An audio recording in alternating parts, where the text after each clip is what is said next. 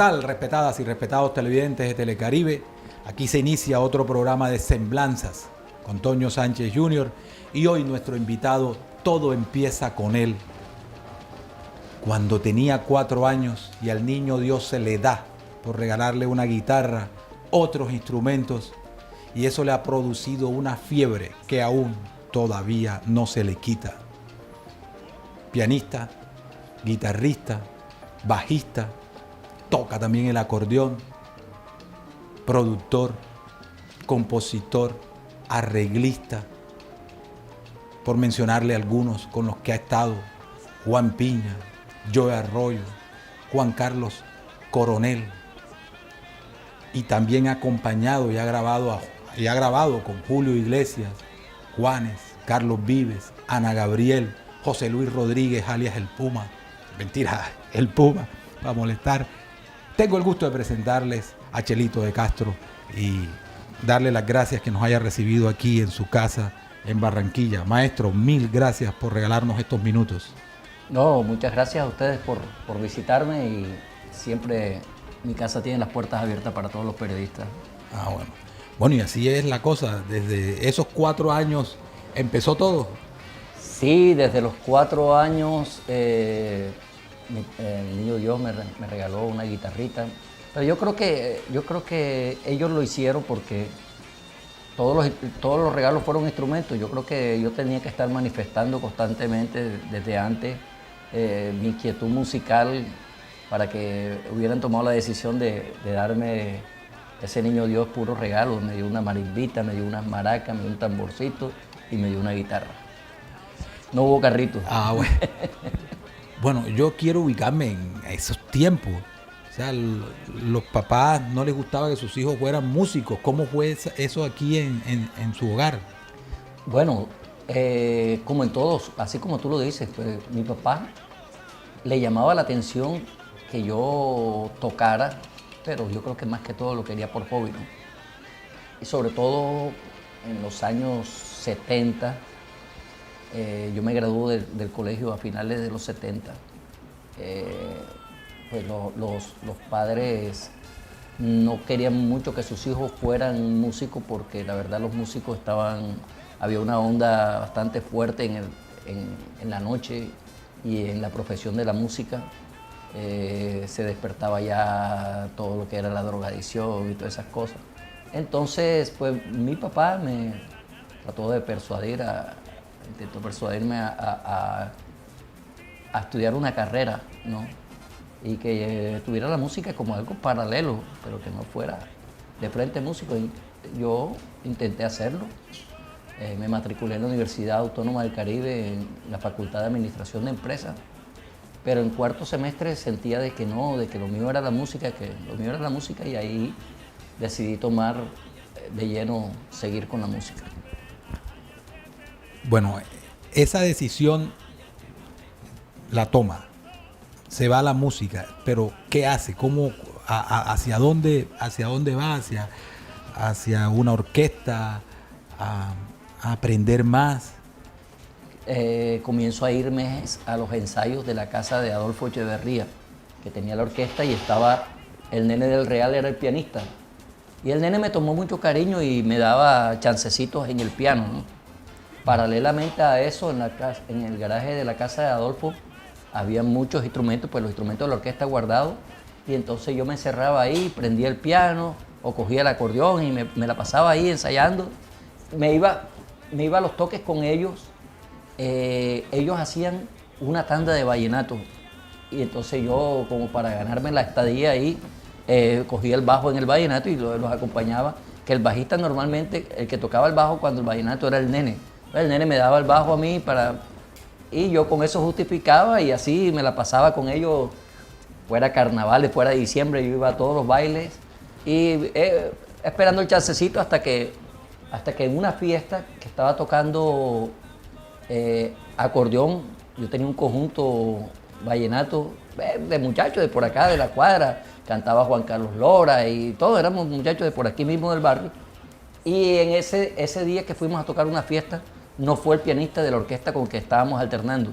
Entonces tuve que resolverle la noche a la orquesta, Y de ahí me llamaron el lunes, me llamaron ya como el pianista de la orquesta, para que fuera pianista ya en propiedad. Ahí comienza este camino, sí, me refiero a la faceta del piano, ¿no? Sí. Que es como que la que de pronto la gente más me relaciona porque la trascendencia que tuvieron los éxitos con Joe, como Rebelión, En Barranquilla Me Quedo, Para el Bailador, Mari, todo eso donde el piano era coprotagonista, por decirlo. Ya vamos para allá ahora. Sí. Entonces ahí arrancó con esa orquesta que se llamaba Alma Latina. Bueno, ya usted empezó a dar pasos más adelante, pero permítame primero preguntarle, déjeme llegarle por Juan Carlos Coronel. ¿Cómo llega allí? No, bueno, yo conocía a Juan Carlos porque Juan Carlos desde muy, digamos, era un niño, 13, 14 años. Él venía con el nene y se quedaba en la casa de Adolfo Echeverría y cantaba a veces con la orquesta de Adolfo Echeverría. No recuerdo bien si estuvo alguna vez de planta, pero él venía y pasaba fines de semana y cantaba con la orquesta de Adolfo Echeverría. Entonces ya ahí entablamos una amistad. Ya después, más adelante, nos reencontramos, por decirlo, cuando él arregla con Disco Fuentes y me contratan como productor. Él me sugiere y Disco Fuentes me contrata como productor cuando hacemos el disco del Tumbado del Coronel, donde está el mosaico del Coronel, se llama, donde están unos temas de Aníbal Velázquez que yo le toco con el acordeón. También le produzco un tema que se llama Cora Cora, le produzco un tema que se llama Sin tu cariño. Y ahí comenzamos a hacer una serie de temas y de producciones con Disco Fuentes. Esa época es gloriosa para la música colombiana. Pues sí, ¿no? Yo creo que de un tiempo para acá nosotros de pronto venimos dando como una batalla, ¿no? Por defender el espacio de la música tropical que cada vez se reduce más en la radio de la costa y en la radio nacional. Entonces venimos dando como una batalla desde hace rato para defender ese espacio y esos temas pues en su momento contribuyeron a que siguiésemos teniendo la difusión que necesita la música tropical. Antes de llegar a ese momento con el Joe Arroyo y en donde ese piano suyo, esos momentos sublimes pasaron no solo a Colombia, sino al mundo entero. Vamos a ir a una corta pausa comercial y ya regresamos.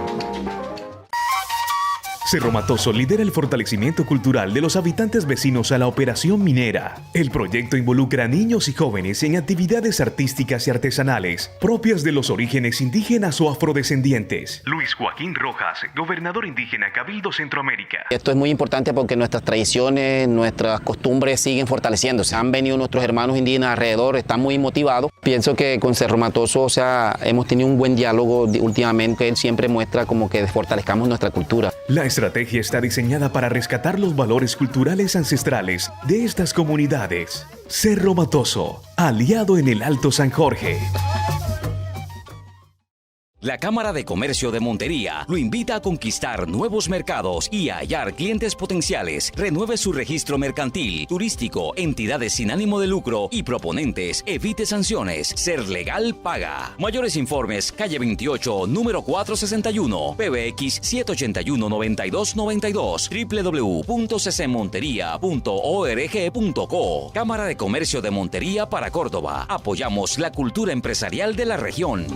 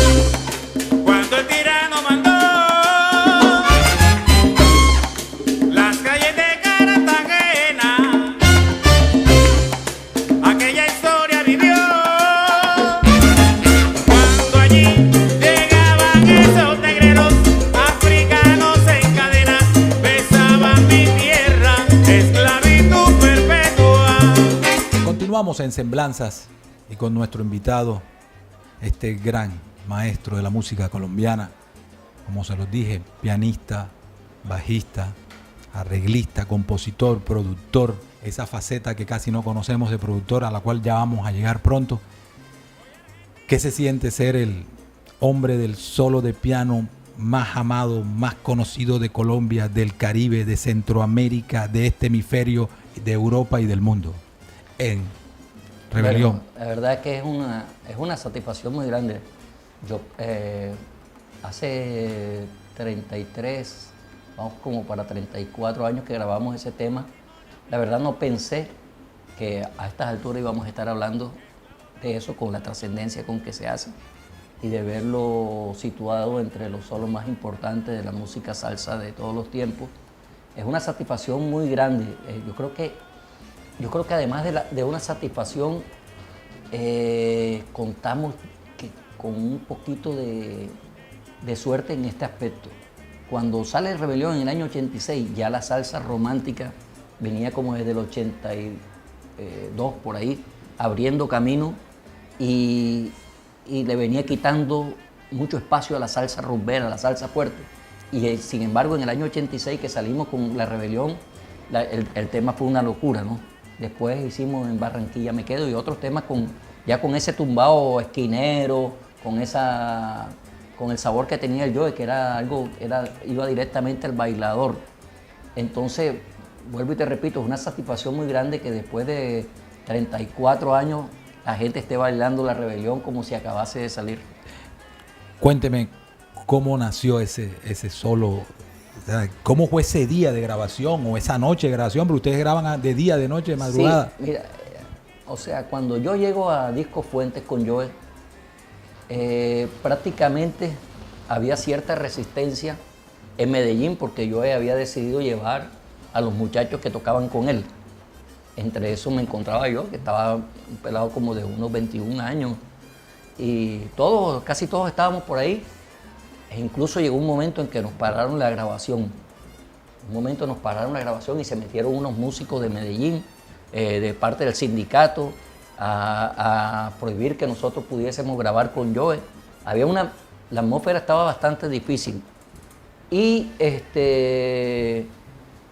tenían allá dos pianistas, en caso tal de que a mí, como decimos los músicos, se me espichara la llanta. Entonces tenían dos pianistas allá y era el primer día de grabación. Yo recuerdo que arrancamos la producción con Musa Original, que lleva el nombre del disco, ¿no?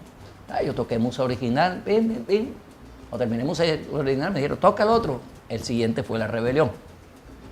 Comenzamos a tocar La Rebelión.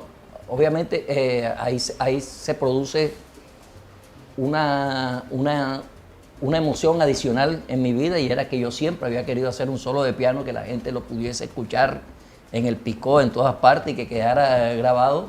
Y entonces cuando veo la oportunidad con Joe, que había sido el ídolo de mi infancia, de todo, me produce una satisfacción muy grande, una emoción, y me invade ansiedad y todo. Entonces me quito la camisa y digo, bueno, aquí la tengo que tirar toda porque esta es la oportunidad de mi vida.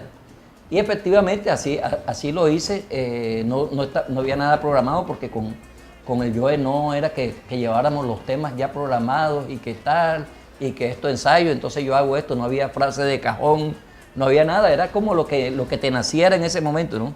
Y yo hice así lo que me nació, e incluso después me tocó aprenderme lo que había hecho ahí en el disco. Maravilloso, maravilloso. Bueno, siguen todos estos temas que vienen y ahí ya se abre ese espacio a los solos de piano. Sí, claro, y fíjate tú que ya para el siguiente disco, cuando comenzamos a grabar, digamos, no era como un productor musical, era como un representante de la disquera que siempre estaba ahí. Le dice a Joe por el interno, le dice, Joe, acuérdate del solo de piano de Chelito. O sea, ya era como un requisito ahí de...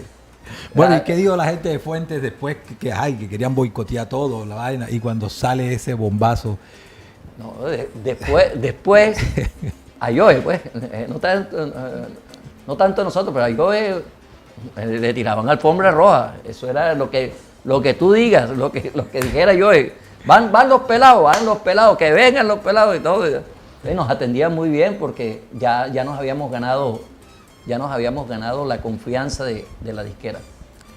No todo el mundo tiene el placer, Chelito, de poder de grabar con el cantante que es el ídolo de uno. Sí. Usted tuvo esa suerte, ese regalo de la vida. ¿Qué le hacía sentir cuando usted iba camino a esa tarima y saber que se le iba a montar piano a esa persona que usted admiraba? Como tú dices, es un regalo de la vida, Fíjate tú que la primera presentación que yo hago con Joe la hago precisamente en Montería. En Montería es la primera presentación que yo hago con Joe en el marco de un festival, de una feria ganadera. Por ahí mes de junio. Junio. Bueno, en el mes de junio nosotros vamos a acompañar a Joe. Para mí era una emoción grande que yo quería decir. ¿Iban todos en el bus juntos? ¿O? Sí, todos nos íbamos en el bus.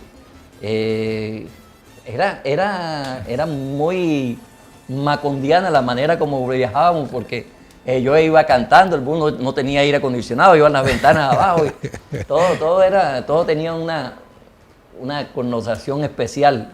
Entonces yo me acuerdo que llegamos en la mañana, viajamos en la noche y llegamos en la mañanita a Montería. Y yo no di para dormir cuando llegamos a Montería, yo no daba para dormir la emoción de que en la noche, y yo he referido varias veces esto, que yo a veces quería decirle a alguna persona, ¿tú sabes quién va a tocar el piano con yo esta noche? Yo, sí, yo quería que la gente supiera que yo era el que iba a tocar, porque es que yo había sido, como tú lo dijiste, ídolo de toda mi vida. Y yo conté con la suerte de que la música tropical que se hizo en Disco Fuente quedó para toda la vida. La que se hizo con Disco Fuente desde los 60 hasta los 80 y pico. Esa fue una música tropical que quedó para toda la vida cuando Fruco, Latin Brother, Los Líderes y todo. Y yo alcancé a arañar esa época con los solos de piano y con todo. Pude participar de eso que tanto soñé toda mi vida. Ahora que usted dice Fruco, ¿qué significa para usted Fruco? Mira, yo tengo una admiración muy grande por Fruco y yo lo veía inalcanzable cuando yo estaba niño. Yo recuerdo que cuando había alguna presentación de Fruco que transmitieran por radio, yo inmediatamente la grababa. Y para mí Fruco era grandísimo porque además era productor de Latin Brother, además era productor de Los Líderes, además hacía Piano Negro, una música instrumental que ellos hacían, Wanda Kenya, claro. todo eso. Entonces para mí Fruco era un tipo, una figura muy grande. Hoy en día que cuento con su amistad y que con su cariño y con el aprecio que siento de su parte y que yo le tengo, me parece mentira. Fíjate que hace poco lo invité a una presentación en Medellín nuestra primera presentación con mi orquesta en Medellín. Y no, para mí era grande tocar Tania, tocar El Ausente, tocar El Caminante, tocar esa música con Fruco, grandísima para mí. Yo creería que es el productor de música tropical más grande que ha tenido Colombia.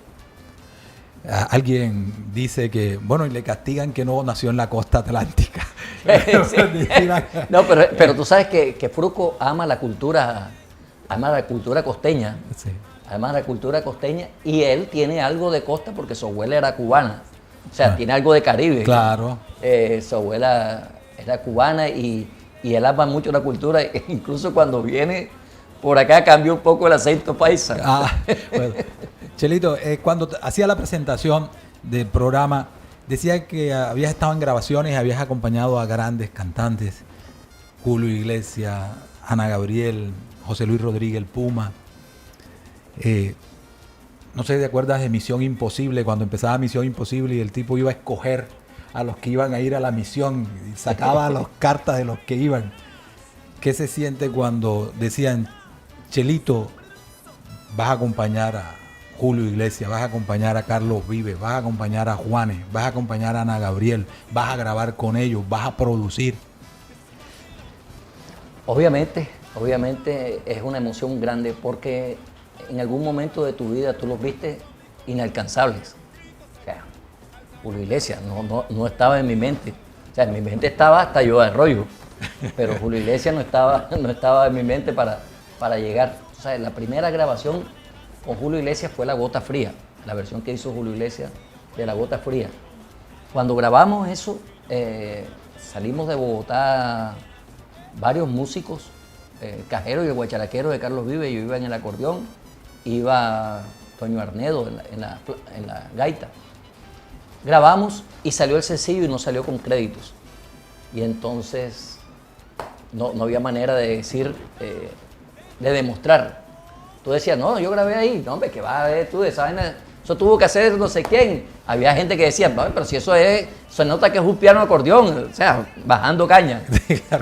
Bueno, yo quedé con la pequeña espinita ahí. Y de pronto, 2 años después, que voy a pensar yo, me llama una muchacha y me dice, Chelito, ¿tienes la visa vigente? Sí.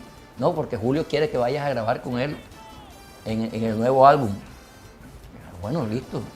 Yo me voy para allá. Pero entonces metí una cámara, esa camareta larguita esa, la metí en el estuche del acordeón y me fui con mi acordeón para Miami. Bueno, ahí esa vez ya me recibieron con limusina, penthouse, de todo. Y yo con mi camarita ahí guardada. Le pregunto al productor, oye, ¿tú crees que Julio se toma una foto conmigo? Yo decía, la única manera de demostrar esto es que se tome una foto conmigo. No, pero si él no viene bien arreglado, porque Julio es delicado, que no sé qué. Bueno, total, grabé el acordeón, no había llegado Julio. De pronto me dice, Julio, que no te vayas, que viene a conocerte. Ah, bueno. Cuando entro, yo veo, de una vez le analicé la pinta. No, el tipo llegó con un jean roto, con unos tenis viejos, con yo oye, se embolató la foto. Entonces, bueno, el tipo me abraza, hablamos y nos sentamos así en un sofá a conversar. Él se reía mucho de la salida mía y de la forma de hablar. Y yo le hago la seña al productor, que era Estefano, de la foto. Entonces Estefano le dice, no, Julio, lo que pasa es que Chelito la vez pasada no le creyeron y no sé qué. No, venga, tómeme la foto con Chelito y tal. Y me abrazó, me dio un beso. Y entonces ahí tengo la foto y ahí sí, y ahora sí. Ahora sí, apenas salí de ahí, lo primero que hice fue revelar la foto. Bueno, maravilloso. Bueno, su faceta de productor, ¿te ha gustado más eso o todo? Bueno, indiscutiblemente la faceta de productor me ayudó muchísimo a manejar el tiempo mío y a evitar un poco los trasnochos, ¿verdad? Yeah. Yo comencé participando directamente en las grabaciones de Joe, ¿verdad? Participaba directamente en la estructura de los temas, en qué se hacía, en el mambo, en los coros, en esto. Y eso me fue dando pie y me fue dando confianza Entonces comencé a hacerle arreglos a Joseito Martínez. Comencé haciéndole arreglos a Joseito Martínez y a otra gente, a Yolandita, de una cantante que se llamaba Yolandita, y comencé a hacer esos pininos.